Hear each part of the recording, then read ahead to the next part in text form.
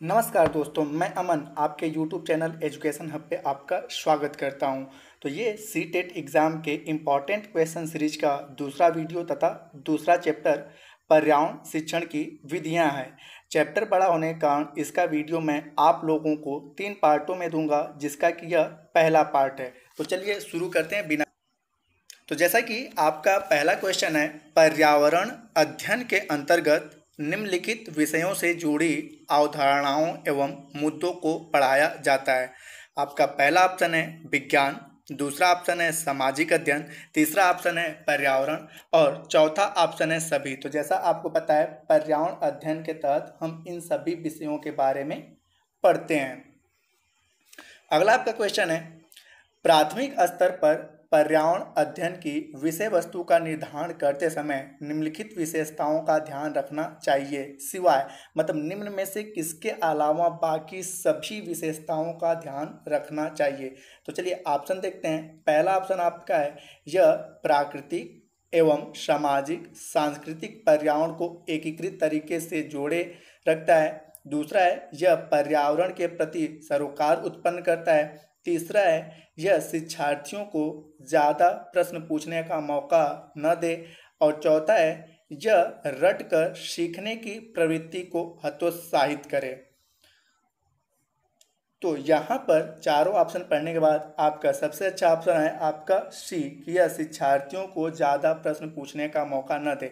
क्योंकि यहाँ पे हम जानते हैं कि यहाँ पे किसके अलावा ये ऑप्शन होना चाहिए। तो यहाँ पे आपको पता है कि पर्यावरण में बच्चे जितना अधिक से अधिक क्वेश्चन पूछ सकें, उनकी जानकारियाँ उतनी ब्रॉड होती हैं। तो यहाँ पे निगेटिव सेंस, इसलिए आपका सही ऑप्शन होगा सी।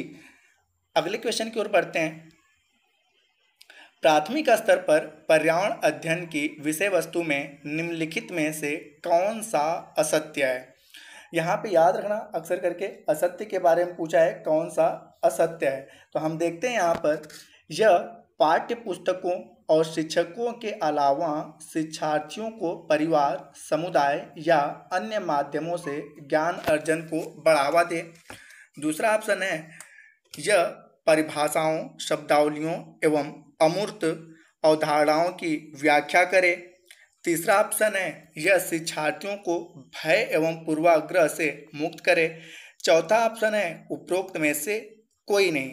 तो यहाँ पे हम देखते हैं कि कभी भी पर्यावरण अध्ययन परिभाषाओं, शब्दावलियों को एवं अवधारणाओं को व्याख्या करने की अनुमति नहीं देता है। तो यहाँ पे आपका सही ऑप्शन होगा बी।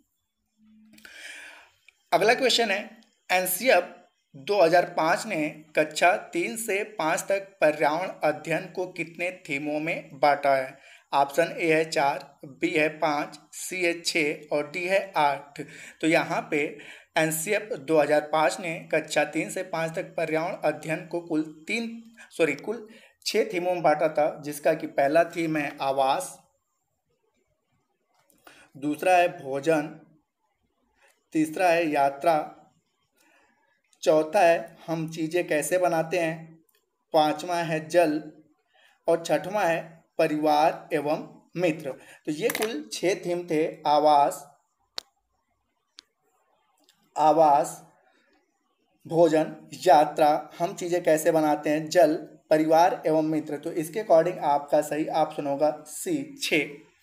अगला क्वेश्चन पढ़ते हैं। एनसीएफ 2005 ने कक्षा 3 से 5 तक के पर्यावरण अध्ययन को विभिन्न थीम में बांटा।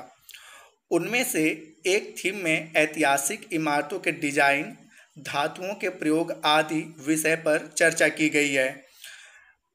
यह किस थीम के अंतर्गत आता है। तो यहाँ पर आपका ऑप्शन है यात्रा, बी है आवास, सी है हम चीज़ें कैसे बनाते हैं, डी है इनमें से कोई नहीं। तो यहाँ पे सबसे कंफ्यूजन पॉइंट आपका कई सारे लोग कि हम चीज़ें कैसे बनाते हैं और यात्रा में, हालांकि और आवास में। तो यहाँ पे इन तीनों में हम देखते हैं कि यात्रा में कोई आपके विदेशी व्यक्ति आते हैं और वह हमारे यहाँ के विभिन्न ऐतिहासिक इमारतों को देखते हैं और उनके डिजाइनों के बारे में व्याख्या करते हैं। यह कहा गया है हमारे यात्रा वाले टॉपिक में। आवास में कहा गया है कि विभिन्न सारे क्षेत्रों में, जैसे असम में घर कैसे बने होते हैं, राजस्थान में घर कैसे बने होते हैं, मैदानी इलाकों में घर कैसे बने होते हैं, ये आवास के बारे में आता है। हम चीज़ें कैसे बनाते हैं, इसमें हम करके ये देखते हैं बेसिक नॉलेज जब हमें मिलता है तो हम वेस्टेज चीज़ों का यूज किस प्रकार से करते हैं, उसमें हम चीज़ें कैसे बनाते हैं को रखा गया है। तो इसके अकॉर्डिंग आपका सही ऑप्शन होगा ए, यह यात्रा थीम के अंतर्गत आता है। अगला क्वेश्चन आपका है, निम्न में से किस शिक्षण सिद्धांत के अंतर्गत शिक्षार्थियों को प्रत्यक्ष हस्तपरक अनुभव की प्राप्ति होती है जिससे उनका अधिगम सक्रिय एवं सार्थक होता है। यहाँ पे पहला ऑप्शन है आपका रुचि का सिद्धांत, दूसरा है क्रियाशीलता का सिद्धांत, तीसरा है प्रेरणा का सिद्धांत और चौथा है नियोजन का सिद्धांत। तो यहाँ पर हम देखते हैं आपका ऑप्शन सही होता है बी, क्रियाशीलता का सिद्धांत। अगला क्वेश्चन है, कक्षा 4 का पर्यावरण अध्ययन का शिक्षक सचिन दास अधिगम को सार्थक बनाने हेतु भिन्न भिन्न पद्धतियों, क्रियाकलापों और विभिन्न शिक्षण सामग्रियों का प्रयोग करता है। ऐसा करके वह किस शिक्षण सिद्धांत का अनुसरण करता है? तो यहाँ पे ऑप्शन आपका है क्रियाशीलता का सिद्धांत, दूसरा है निश्चित उद्देश्य का सिद्धांत, तीसरा है व्यक्तित्व भिन्नताओं का सिद्धांत, चौथा है आवृत्ति का सिद्धांत। तो यहाँ पे आपका होगा व्यक्तित्व भिन्नताओं का सिद्धांत। अगला क्वेश्चन पढ़ते हैं, अधिगम को प्रभावी एवं सफल बनाने के लिए एक शिक्षक को निम्नलिखित शिक्षण सूत्रों में से किसका प्रयोग नहीं करना चाहिए? पहला है ज्ञात से अज्ञात की ओर, दूसरा है सरल से जटिल की ओर, तीसरा है अंश से पूर्ण की ओर, चौथा है मूर्त से अमूर्त की ओर। तो यहाँ पर शिक्षण सूत्रों में से आपका सी वाला ऑप्शन अंश से पूर्ण की ओर का प्रयोग नहीं किया जाना चाहिए। अगला क्वेश्चन पढ़ते हैं, कक्षा 5 की पर्यावरण अध्ययन की शिक्षिका ऊर्मी मेहता ग्रहों उपग्रहों के विषय में पढ़ाने से पहले शिक्षार्थियों को तारों, सूर्य और चंद्रमा के विषय में पढ़ाती है। वह किस शिक्षण सूत्र का प्रयोग कर रही है? तो यहाँ पर है प्रत्यक्ष से अप्रत्यक्ष की ओर, दूसरा है अनुभव से तर्क की ओर, तीसरा है अनिश्चित से निश्चित की ओर, चौथा है विशिष्ट से सामान्य की ओर। तो यहाँ पे हम देखते हैं कि पहले तारे, सूर्य और चंद्रमा को दिखाती है और उसके बाद पढ़ाती है, तो प्रत्यक्ष से अप्रत्यक्ष की ओर की शिक्षण सूत्र का प्रयोग कर रही है। तो यहाँ पे आपका सही ऑप्शन होगा ए। अगला क्वेश्चन है, प्राथमिक स्तर पर पर्यावरण अध्ययन के कक्षा कक्ष में गतिविधियां कराने से आपका पहला ऑप्शन है शिक्षार्थियों को करके सीखने का मौका मिलता है, शिक्षार्थियों को प्रत्यक्ष हस्तपरक अनुभव प्राप्त होता है, शिक्षार्थियों के व्यक्तित्व का ह्रास होता है, चौथा है उपरोक्त कथनों में से कौन सा असत्य है? तो यहाँ पे हम देखते हैं कि सी वाला ऑप्शन आपका असत्य है, शिक्षार्थियों के व्यक्तित्व का ह्रास होता है। अगले क्वेश्चन की ओर पढ़ते हैं, एनसीएफ 2005 के अनुसार निम्न में से कौन सी एक पर्यावरण अध्ययन की विषय वस्तु नहीं है? विषय वस्तु नहीं है, तो जैसा कि मैं आपको पहले ही बता चुका हूँ, एनसीएफ 2005 की कुल 6 थीम थी, जिसमें आपका भोजन भी था, परिवार एवं मित्र थे, आवास भी था, आपका अगला जल था, उसके बाद हम चीज़ें कैसे बनाते हैं, अगला था आपका यात्रा, और मैंने उसमें कहीं पर भी सौरमंडल का जिक्र नहीं किया। तो यहाँ पे आपका सही ऑप्शन होगा सी कि यह एनसीएफ 2005 की विषय वस्तु नहीं है। अगला क्वेश्चन पढ़ते हैं, निम्न में से किस शिक्षण विधि में शिक्षार्थियों में योजना बनाने, उनको क्रियान्वित करने और उनका मूल्यांकन करने आदि कौशलों का विकास होता है? तो यहाँ पे हम देखते हैं, जब किसी बच्चे को हम प्रोजेक्ट तैयार करने के लिए कहते हैं तो वहाँ पे इन सभी चीज़ों का विकास होता है। तो यहाँ पे आपका सही ऑप्शन होगा प्रोजेक्ट विधि। अगला क्वेश्चन देखते हैं, कक्षा 5 का पर्यावरण अध्ययन का शिक्षक नवीन कौशिक अपने शिक्षार्थियों को सामाजिक असमानताओं, सामाजिक कुरीतियों, प्रदूषण आदि विषय पर पढ़ाना चाहता है। निम्न में से कौन सी विधि सबसे ज़्यादा उपयुक्त होगी? तो पहला ऑप्शन है सहयोग अध्ययन विधि, दूसरा है अन्वेषण विधि, तीसरा है क्रियान्वयन विधि, चौथा है भ्रमण विधि। तो यहाँ पे सबसे अच्छा ऑप्शन होगा कि वह लोगों को सहयोगात्मक अध्ययन विधि का प्रयोग करें। अगले क्वेश्चन की ओर बढ़ते हैं। भ्रमण विधि की विशेषताएं हैं। तो पहला ऑप्शन है, यह कक्षा कक्षी अधिगम को वास्तविक जीवन की परिस्थितियों के साथ जोड़ती है। दूसरा है, यह विधि शिक्षार्थियों को प्रकृति के प्रति आकर्षित करती है। तीसरा आपका है उपरोक्त में से दोनों, और चौथा है दोनों में से कोई नहीं। तो यहाँ पे हम देखते हैं कि भ्रमण विधि बच्चों को वास्तविक जीवन से जोड़ती है तथा उनको प्रकृति की ओर आकर्षित करती है। तो इस प्रकार से उपरोक्त दोनों सही हैं, इसलिए आपका सही ऑप्शन है सी। अगला क्वेश्चन देखते हैं। प्रश्नोत्तर विधि की मुख्य उद्देश्य होना चाहिए। प्रश्नोत्तर विधि का मुख्य उद्देश्य होना चाहिए। आपका पहला ऑप्शन है विषय वस्तु का ध्यान से अवलोकन करना। दूसरा है शिक्षार्थियों को अपने विचार प्रकट करने का अवसर प्रदान करना। तीसरा है अधिगम विस्तार के अवसर उपलब्ध कराना। चौथा है शिक्षार्थियों में सहयोग की भावना विकसित करना। तो यहाँ पे हम देखते हैं कि प्रश्नोत्तर विधि का मुख्य उद्देश्य होना चाहिए कि बच्चे अपने किसी भी प्रकार के विचार को प्रकट करके हमसे पूछ सकें। तो यहाँ पे सही ऑप्शन आपका होगा बी। यहाँ पे सही ऑप्शन आपका बी होगा। अगला क्वेश्चन पढ़ते हैं। निम्न में से कौन सी विधि शिक्षार्थियों में रटने की प्रवृत्ति को बढ़ावा देती है? तो यहाँ पे आपका पहला ऑप्शन है अभिन्यास, दूसरा है आगमन, तीसरा है खोज और चौथा है निगमन। तो हम देखते हैं निगमन विधि बच्चों में रट के प्रवृत्ति को बढ़ावा देता है, रट कर याद करने की प्रवृत्ति को बढ़ावा देता है, इसलिए आपका ऑप्शन सही है चौथा। अगले क्वेश्चन की ओर बढ़ते हैं। शिक्षकों को अपने शिक्षण में उन मनोवैज्ञानिक सिद्धांतों का प्रयोग करने के लिए तैयार रहना चाहिए जो सफल शिक्षण और प्रभावशाली अधिगम के लिए अनिवार्य है। और यह कथन किसका है? तो यहाँ पे स्टेटमेंट दिया हुआ है और स्टेटमेंट पूछा है। तो यहाँ पे पहला नाम दिया है एलिस क्रो, दूसरा नाम है स्किनर, तीसरा नाम है बंड्रा और चौथा नाम है आपका इनमें से कोई नहीं। तो यहाँ पे आपका सही ऑप्शन है एलिस क्रो। यह स्टेटमेंट एलिस क्रो का है। अगला क्वेश्चन पढ़ते हैं। पर्यावरण के शिक्षक ने शिक्षार्थियों को जरायुज और अंडज जानवरों के बीच समानता और असमानता लिखने को कहा। यह किस प्रकार का प्रश्न है? तो यहाँ पे पहला है अभिसारी, दूसरा है अपसारी, तीसरा है तथ्यात्मक और चौथा है मूल्यांकन। तो यहाँ पे जरायुज और अंडायुज तो कहीं ना कहीं वह बच्चा उनको देखेगा और मूल्यांकन करेगा। तो यह मूल्यांकन विधि वाला प्रश्न है। तो यहाँ पे आपका सही ऑप्शन होगा डी। अगला क्वेश्चन पढ़ते हैं। राष्ट्रीय पाठचर्या की रूपरेखा 2005 के अनुसार निम्नलिखित में से कौन सी एक पर्यावरण अध्ययन की विषय वस्तु थीम है?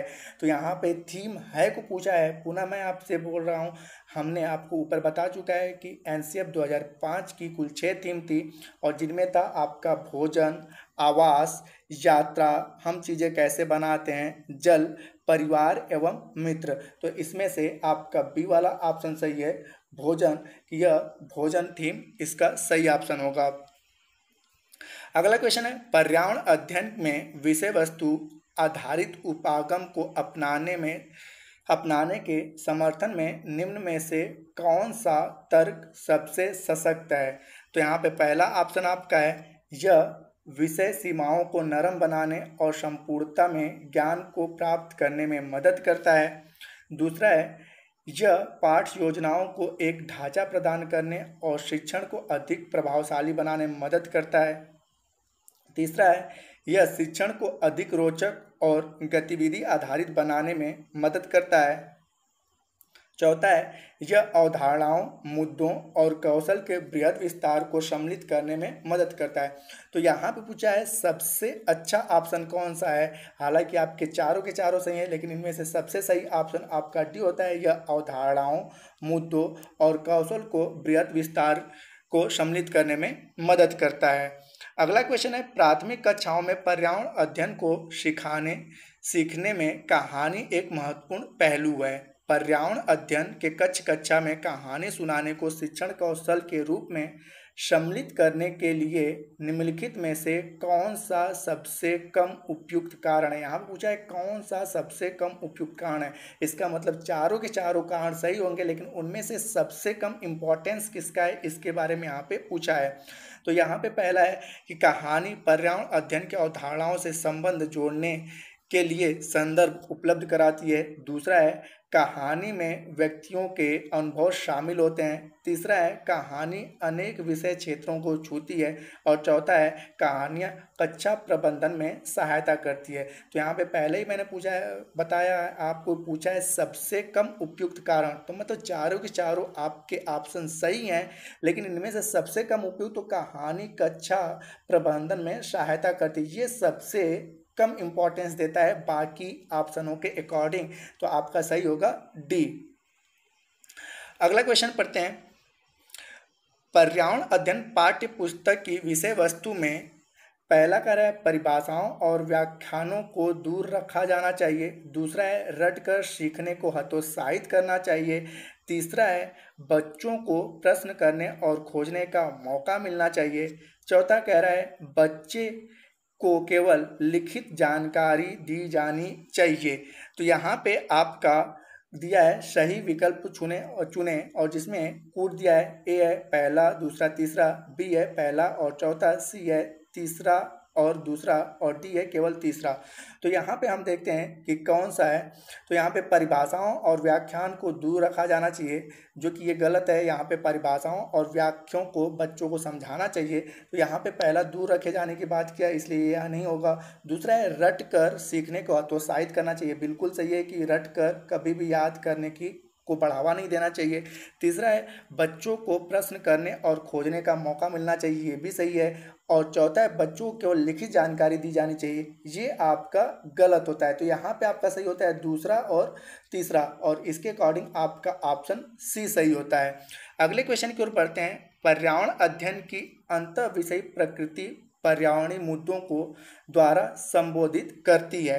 तो यहाँ पे पहला ऑप्शन है विज्ञान, सामाजिक विज्ञान और पर्यावरण शिक्षा की विषय वस्तु और पद्धति के प्रयोग। दूसरा है आपका विज्ञान और सामाजिक विज्ञान की विषय वस्तु और पद्धति के प्रयोग। तीसरा है आपका समाज विज्ञान और पर्यावरण शिक्षा की विषय वस्तु और पद्धति का प्रयोग। चौथा है विज्ञान की विषय वस्तु और पद्धति का प्रयोग। तो यहाँ पर पूछा है पर्यावरण अध्ययन की अंतर विषय प्रकृति पर्यावरणीय मुद्दों को द्वारा संबोधित करती है। तो इसके अकॉर्डिंग आपका सही ऑप्शन होगा ए, विज्ञान, सामाजिक विज्ञान और पर्यावरणीय शिक्षा की विषय वस्तु और पद्धति के प्रयोग। अगला क्वेश्चन देखते हैं। कक्षा 5A के शिक्षक एक सवाल देते हैं, पेड़ के 5 लाभ लिखिए, जबकि 5B के शिक्षक दूसरा सवाल देते हैं, क्या होगा अगर धरती पर पेड़ न हो। तो यहाँ पे इन सवालों की प्रकृति कैसी है। पहला ऑप्शन आपका कह रहा है कि बंद अंत वाला अपसारी है, जबकि दूसरा मुक्त अंत वाला अभिसारी है। दूसरा ऑप्शन है कि पहला बंद अंत वाला अभिसारी है और दूसरा मुक्त अंत वाला अपसारी है। तीसरा ऑप्शन आपका कहता है कि पहला मुक्त अंत वाला अभिसारी है, जबकि दूसरा बंद अंत वाला अभिसारी है। और चौथा कहता है पहला मुक्त अंत वाला अपसारी है और दूसरा बंद अंत वाला अभिसारी है। तो यहाँ पे आपका ऑप्शन सही होगा बी, कि पहला बंद अंत वाला अभिसारी और दूसरा मुक्त अंत वाला अपसारी है। अगले क्वेश्चन की ओर बढ़ते हैं। पर्यावरण अध्ययन की शिक्षा के संदर्भ में सिवाय के निम्नलिखित सभी वांछनीय अभ्यास हैं। पहला ऑप्शन आपका कह रहा है पाठ्य वस्तु और संदर्भों की बहुलता को बढ़ावा देने। दूसरा कह रहा है आलोचनात्मक चिंतन और समस्या समाधान के लिए क्षमता संवर्धन करने। तीसरा कह रहा है बच्चों की अस्मिता का पोषण। और चौथा कह रहा है वास्तविक अवलोकन के स्थान पर पाठ्य पुस्तकीय ज्ञान को श्रेष्ठता को स्वीकार करना। तो यहाँ पे आपका वांछनीय अभ्यास इसको छोड़कर सभी हैं, तो आपका वास्तविक अवलोकन के स्थान पर पाठ्य पुस्तकीय ज्ञान को श्रेष्ठता को स्वीकार करना आपका सही होगा। अगला है, महेश कक्षा 4 के शिक्षक हैं। वे वन संरक्षण की अवधारणा पर शिक्षार्थियों को, हालांकि यहाँ पे वन होना चाहिए, वच लिखा हुआ है, वन संरक्षण की अवधारणा पर शिक्षार्थियों को संवेदनशील बनाने के लिए योजना बनाते हैं। निम्नलिखित में से कौन सी एक गतिविधि इस उद्देश्य के लिए सर्वाधिक उपयुक्त है? पहला ऑप्शन आपका आता है समूह चर्चा के लिए शिक्षार्थियों को समूह बनाना। दूसरा ऑप्शन है वाद विवाद प्रतियोगिता का आयोजन करना। तीसरा ऑप्शन है एक पौधे को अपनाने और उसका पोषण करने के लिए प्रत्येक शिक्षार्थी को अभिप्रेरित करना। और चौथा है आपका पोस्टर प्रतियोगिता में हिस्सा लेने के लिए शिक्षार्थियों को प्रोत्साहित करना। तो यहाँ पे पूछा है कि कौन सी विधि सबसे सर्वाधिक उपयुक्त है। तो यहाँ पे चारों के चारों विधियाँ सर उपयुक्त हैं, लेकिन सबसे अधिक उपयुक्त आपकी विधि है तीसरा, कि एक पौधे को अपनाना और उसका पोषण करने के लिए प्रत्येक शिक्षार्थी को अभिप्रेरित करना, कि वे अपने घरों पे एक एक पौधे को अपनाएं और वहाँ पर जाकर उन्हें जल दें और उन्हें विभिन्न प्रकार के पोषण पदार्थों को देना शुरू करें। तो यहाँ पे सबसे अच्छा ऑप्शन आपका होगा सी। अगला क्वेश्चन पढ़ते हैं। पर्यावरण अध्ययन में बच्चे शिल्पकला और चित्रकला को समूह में सीखना विशेष रूप से पसंद करते हैं क्योंकि यह सहपाठी अधिगम को बढ़ावा देता है। दूसरा है यह सामाजिक अधिगम को बेहतर बनाता है। तीसरा है जब बच्चों की सृजनात्मकता की प्रशंसा की जाती है तो वह खुश होते हैं, वह उसके प्रति प्रेरित भी होते हैं। तो यहाँ पे हम देखते हैं आपका कि पहला भी ऑप्शन आपका सही है, सहपाठी अधिगम को बढ़ावा देते हैं। बच्चे यदि साथ में मिलकर काम करेंगे तो सामाजिक अधिगम को बढ़ावा देंगे, और बच्चे जब एक साथ मिलकर कार्य करते हैं तो उनके सृजनात्मकता की यदि प्रशंसा करें तो वह खुश होकर और अच्छा कार्य करते हैं। तो आपका ये तीसरा ऑप्शन भी सही है। और चौथा है कि यह कक्षा में अनुशासन बढ़ाता है। तो इस प्रकार की कोई भी चीज़ें नहीं है। तो आपका पहला, दूसरा और तीसरा सही है। तो कूट के अकॉर्डिंग आपका चौथा वाला ऑप्शन डी सही होता है, पहला, दूसरा और तीसरा। अगला क्वेश्चन है, प्राथमिक कक्षाओं में शिक्षार्थियों के पास अनेक प्रकरणों में अनेक वैकल्पिक अवधारणाएं होती हैं, जैसे सजीव, निर्जीव, जल चक्र, पौधे आदि। इन वैकल्पिक अवधारणाओं के स्रोत हो सकते हैं। पहला है आपका परिवार एवं समुदाय। दूसरा है पाठ्य पुस्तकें एवं अन्य पुस्तकें। तीसरा है शिक्षक। चौथा है कहानी और कविताएं। तो यहाँ पे हम देखते हैं कि आपका परिवार एवं समुदाय आपका कोड दिया है, ए पहला और दूसरा, बी दिया है पहला, दूसरा और चौथा, सी दिया है चारों और डी दिया है केवल पहला। तो यहाँ पे हम देखते हैं कि परिवार एवं समुदाय भी इसके अकॉर्डिंग होता है, पाठ्य पुस्तकें भी होती हैं, शिक्षक भी होते हैं और आपका कहानी और कविताएं भी होती हैं। तो इसके अकॉर्डिंग आपका तीसरा वाला ऑप्शन सही होता है। अगले क्वेश्चन की ओर बढ़ते हैं। पर्यावरण अध्ययन की प्रकृति निम्नलिखित का समर्थन नहीं करती है। पहला आपका बच्चे कम गलतियां करें, बच्चों को करके सीखने का अवसर मिले, बच्चे बहुत से प्रश्न पूछें, और चौथा है बच्चों को खोज करने के लिए पर्याप्त स्थान मिले। तो हम देखते हैं कि पर्यावरण अध्ययन में बच्चे जब तक गलतियां नहीं करेंगे तब तक वह सीखेंगे नहीं, इसलिए आपका पहला वाला ऑप्शन गलत होता है, बाकी सभी के सभी आपके ऑप्शन सही हैं। अगला हम पढ़ते हैं, लास्ट क्वेश्चन है आज का। एक शिक्षिका ने कक्षा 4 के शिक्षार्थियों को पढ़ाने के लिए पौधे अंतर्वस्तु का चयन किया। उसने सीखने के लिए निम्नलिखित अवसर प्रदान किए हैं। पहला है समूह में पत्तियों का संग्रहण करना। दूसरा है पत्तियों के आकार, स्वरूप और अन्य विशेषताओं पर चर्चा करना। तीसरा है अपना वनस्पति संग्रहालय बनाना।